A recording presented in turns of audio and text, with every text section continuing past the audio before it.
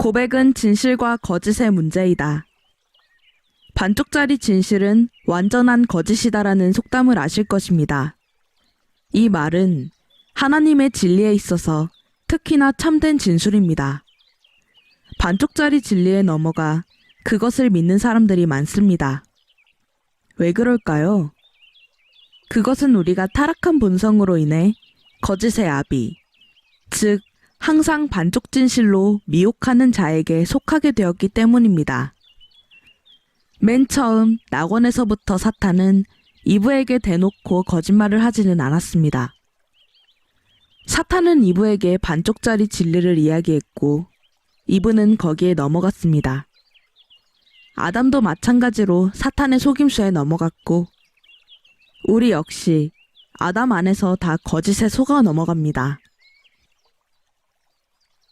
마귀는 광야에서 유혹을 받고 계셨던 주 예수님께도 같은 일을 했습니다. 그는 반쪽짜리 진리를 가지고 찾아왔습니다.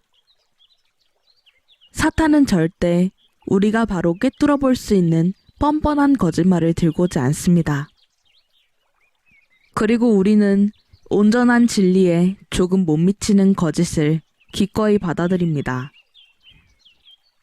결국 우리는 긍정적 시각에서 다문화적이라고 일컬어지는 수많은 의견들이 난무하는 시대에 살고 있습니다. 이 시대는 각 개인과 그 개인의 생각이 서로 동등한 가치를 지닌다고 여깁니다. 그러나 우리 사회의 관점 아래에서 동등한 가치를 지닌다고 해서 반드시 다 진리는 아닙니다. 많은 이들이 선이라고 여기는 이 관용의 철학은 교리적 순결의 영역에서도 흘러들어왔습니다. 여기서 우리는 문제를 만나게 됩니다.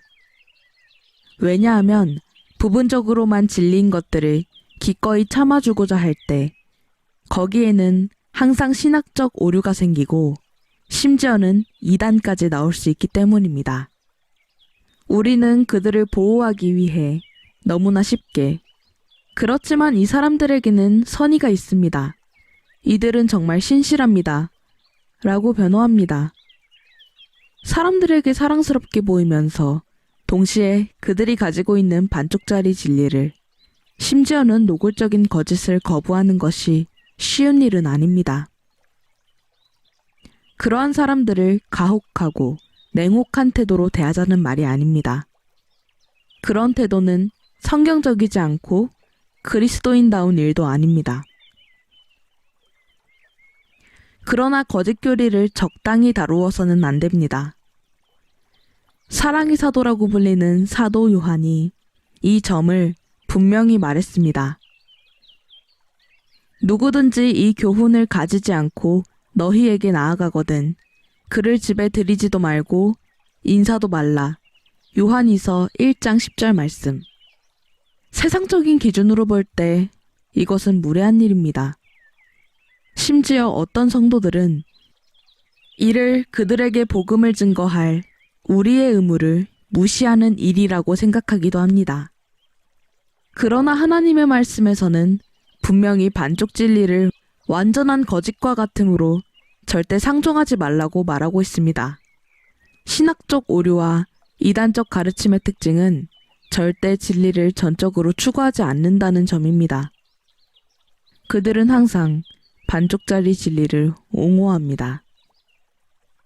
바로 이러한 것들로부터 교회를 지키기 위해 벨직 신앙고백서가 쓰여졌는데 반쪽 진리가 그렇게도 매력적인 이유는 그것이 인간 이성의 산물이기 때문입니다. 여기에 종교적인 함정이 조금 연결되면 특별히 더 호소력을 가지게 됩니다. 모든 주요 교리 주제에 대해 좌우로 치우친 견해들이 수도 없이 존재하는 까닭 또한 여기에 있습니다.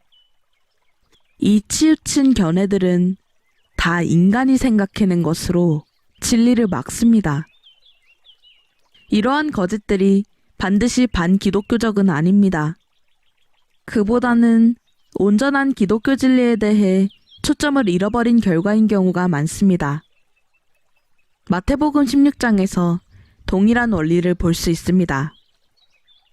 거기서 주님께서는 이렇게 질문하십니다. 사람들이 인자를 누구라고 하느냐? 이 질문에 대해 유대인들이 노골적으로 예수님을 거부했습니까? 절대 그렇지 않습니다. 사실 그들은 예수님을 매우 칭찬했습니다.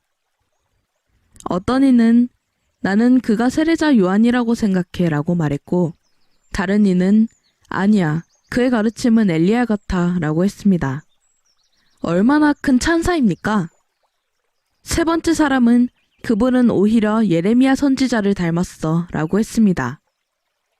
어떤 이는 그분이 누군지는 완전히 확신할 순 없지만 위대한 선지자들 중 한 명인 것은 확실히 알겠어 라고 했습니다. 보시다시피 이 사람들은 예수님을 거부하지 않았습니다. 그들의 말에 따르면 예수님은 하나님께서 보내신 위대한 선지자였습니다. 그러나 예수님의 진리는 그들의 관심사에서 완전히 벗어나 있었고, 결과적으로 그들은 예수님을 전혀 알지 못했습니다. 물론 개혁주의 가르침을 배우는 자로서 우리가 감히 이런 실수를 저지르지는 않을 것입니다. 우리는 예수님이 그리스도이시고 살아계신 하나님의 아들이심을 이미 알고 있습니다. 그러나 다른 종파에서 마태복음 16장의 이야기는 전형적인 또는 반복되는 사례입니다. 마태복음 16장에 나오는 유대인들이 그러했듯이 신학적 오류나 이단 교리를 지지하는 사람들은 항상 하나님과 하나님의 말씀에 대해 진지합니다. 여호와의 증인들이 얼마나 진지한지 생각해 보십시오. 그들은 집집마다 돌면서 전단지를 배포합니다. 몰몬교 또한 마찬가지입니다. 그들은 둘씩 짝을 이루어 온 땅에 파송됩니다. 어떤 유대인들은 예수님께 호의적이었습니다. 그들은 예수님을 대적하지 않았습니다. 그들은 예수님께 높은 찬사를 올려드렸습니다.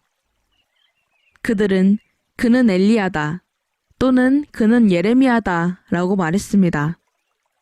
놀라운 일이 아닌가요? 그러나 잘못된 교리를 옹호하는 사람들의 특성은 이와 같습니다. 보통 그들은 하나님을 높이려고 하고 그분의 진리를 더 알려고 하지만 결국 완전히 반대의 일을 하고 맙니다.